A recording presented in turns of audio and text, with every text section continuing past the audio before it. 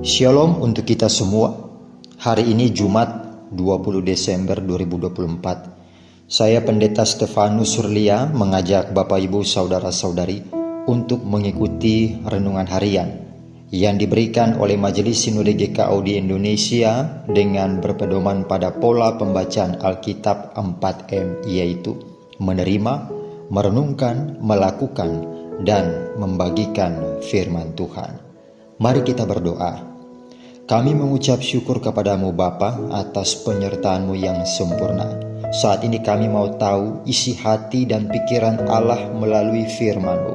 Ya Roh Kudus, penuhilah hati kami supaya firman-Mu berakar, bertumbuh, dan berbuah dalam pergumulan kami. Di dalam nama Tuhan Yesus Kristus kami berdoa. Amin. Hari ini tema renungan kita adalah Bintang Timur.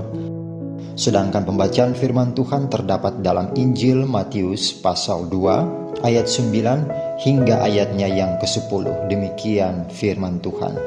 Setelah mendengar kata-kata raja itu, berangkatlah mereka. Dan lihatlah, bintang yang mereka lihat di timur itu mendahului mereka hingga tiba dan berhenti di atas tempat di mana anak itu berada. Ketika mereka melihat bintang itu, sangat bersukacitalah mereka.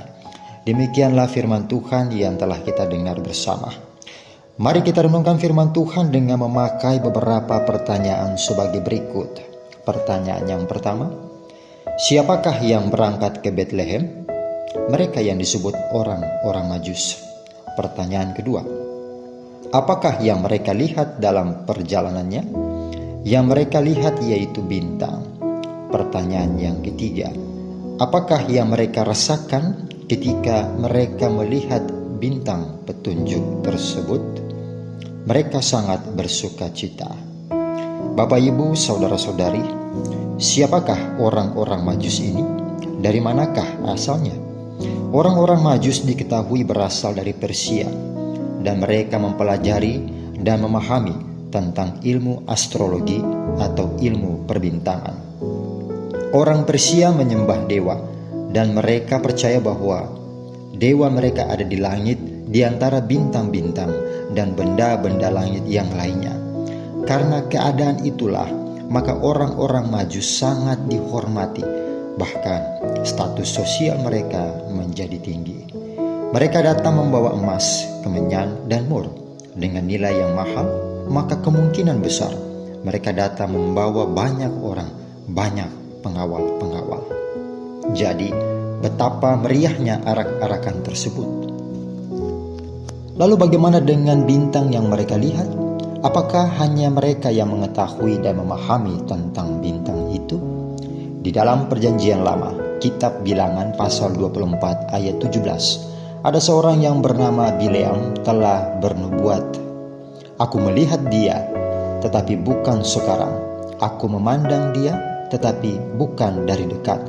Bintang terbit dari Yakub, tongkat kerajaan timbul dari Israel, dan meremukkan pelipis-pelipis Moab, dan menghancurkan semua anak Set. Jadi jauh sebelumnya, bangsa Israel sudah mengetahui tentang nubuatan yang disampaikan oleh para nabi bahwa akan lahir seorang Mesias, Sang Juru Selamat. Bintang timur tersebut disediakan oleh Allah bagi orang-orang Majus untuk mendeklarasikan kedatangan anaknya.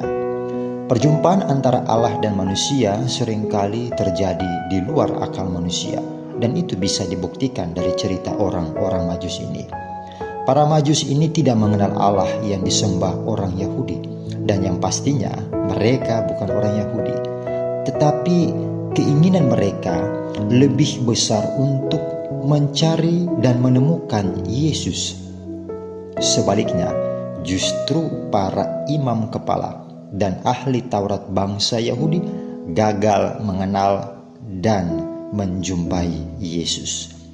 Dalam cerita Natal, kita seringkali menemukan beberapa tanda yang disediakan Allah kepada manusia. Misalnya, dalam cerita kelahiran Yesus yang ditulis di dalam Injil Lukas pasal 2 ayat 12. Dan inilah tandanya bagimu, kamu akan menjumpai seorang bayi dibungkus dengan lampin dan terbaring di dalam palungan.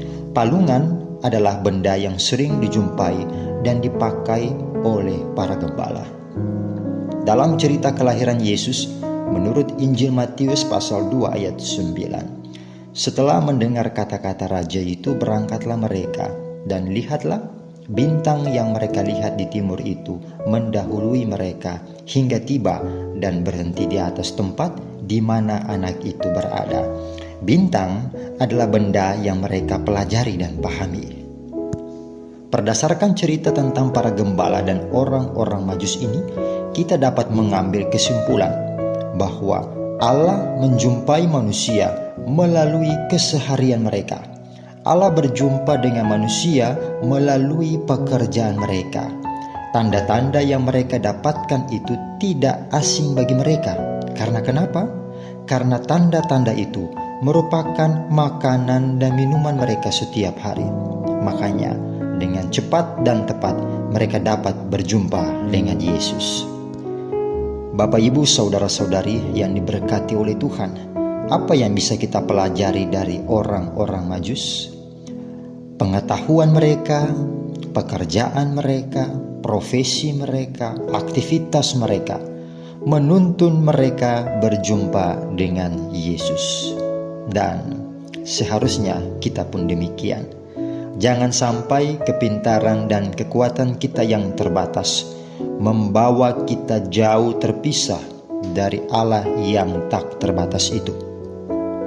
Sebaliknya, biarlah pengetahuan kita, pekerjaan kita, profesi kita, aktivitas kita menuntun kita berjumpa dengan Yesus. Bapak, Ibu, saudara-saudari yang saya kasihi dalam Tuhan Yesus Kristus, bagikanlah firman Tuhan hari ini kepada semua orang, supaya kita menyadari bahwa Allah menjumpai kita dalam keseharian kita, baik dalam pekerjaan, pendidikan, pelayanan, dan pergumulan kita setiap hari. Mari kita berdoa. Kami mengucap syukur untuk firman Tuhan yang sudah menyapa kami. Engkau hadir dalam setiap langkah hidup kami, dan kami seringkali gagal menyadari kehadiran Tuhan. Kami mohon kepadamu, mampukan kami untuk memanfaatkan setiap pengetahuan kami dan kekuatan kami yang terbatas untuk mengenal Engkau, Allah yang tak terbatas. Di dalam nama Tuhan Yesus Kristus kami berdoa. Amin. Demikian renungan firman Tuhan pada pagi hari ini. Selamat beraktivitas. Tuhan Yesus memberkati kita semua. Shalom.